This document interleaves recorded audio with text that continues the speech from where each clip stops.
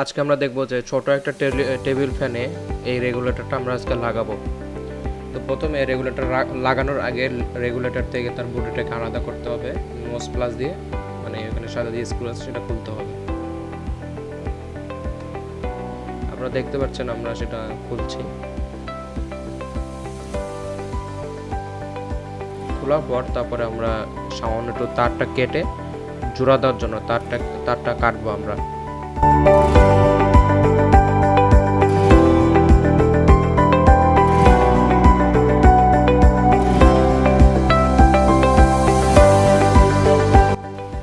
কাটার পর ফ্যানের সাথে মানে আগের রেগুলেটরের যেটা আর কি কানেক্ট দেওয়া থাকে যে তারটা, এই তারটা একটু আমরা সামান্য কাটার পর আমরা নতুন রেগুলেটরের সাথে যে তারটা থাকবে সেটার সাথে আমরা সংযোগ দিব।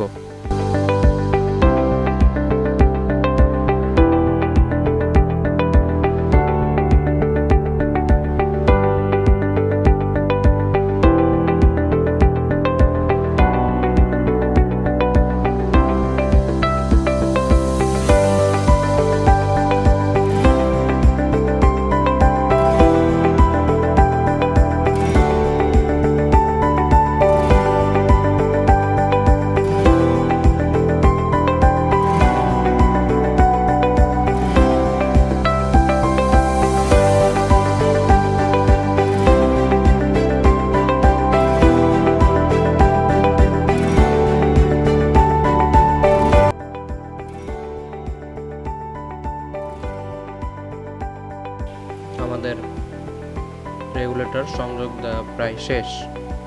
এখন আমরা দেখব যে রেগুলেটরটা কাজ করে কিনা। ফ্যানের সাথে আমাদের রেগুলেটরটা সংযোগ দেওয়া শেষ।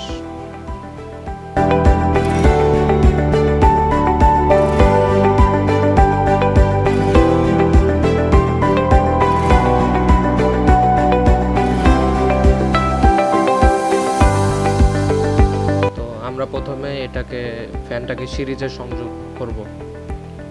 প্রথমে আমরা সিরিজে সংযোগ করব, সংযোগ করে দেখব যে রেগুলেটরটা কাজ করে কিনা।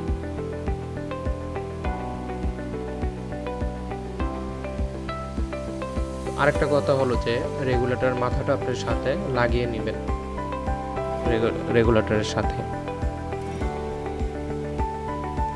হ্যাঁ, দেখতে পাচ্ছেন বন্ধুরা রেগুলেটরটা কাজ করছে। এই যে আমাদের ফ্যান বাড়িয়ে দেওয়া হয়েছে।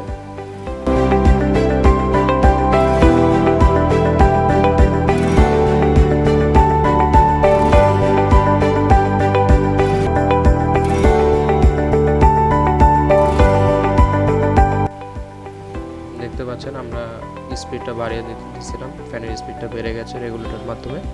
আবার কমিয়ে দেব, দেখেন স্পিডটা কমে আসছে, রেগুলেটরটা কাজ করছে।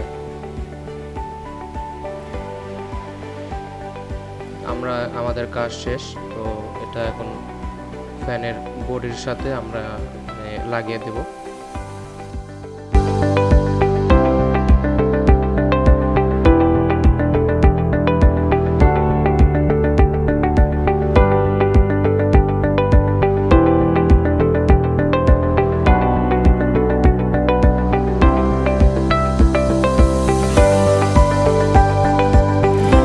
আমার আগের রেগুলেটর ছিল, এই জিনিসটা, এটা আমার ফ্যানের আগের রেগুলেটর ছিল, নষ্ট হয়ে গেছে, তাই নতুনটা লাগাই।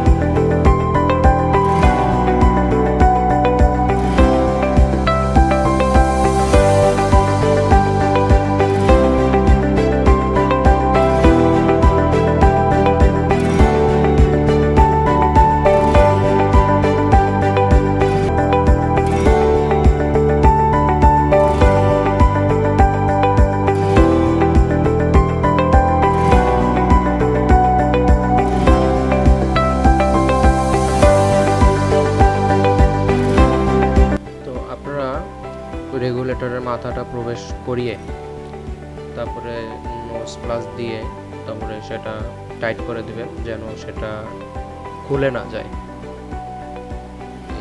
আমরা এটাকে নোজ প্লাস দিয়ে টাইট করব যেন সেটা খুলে না যায়। স্ক্রুটা লাগিয়ে দিবেন।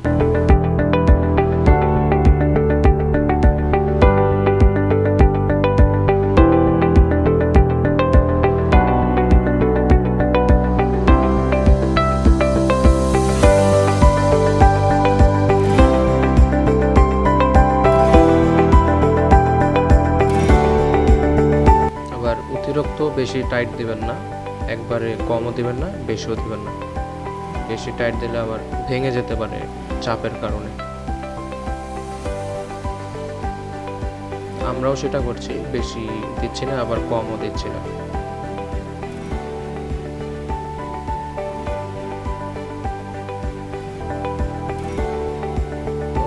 টাইট দেওয়ার পর রেগুলেটর মাথাটা সাথে লাগিয়ে দিবেন, তাহলে আপনাদের ঘোরাতে সুবিধা হবে।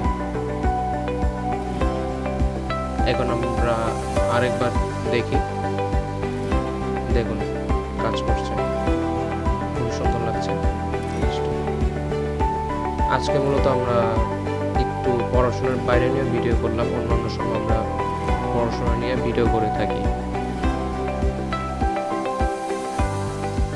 সবাইকে ধন্যবাদ।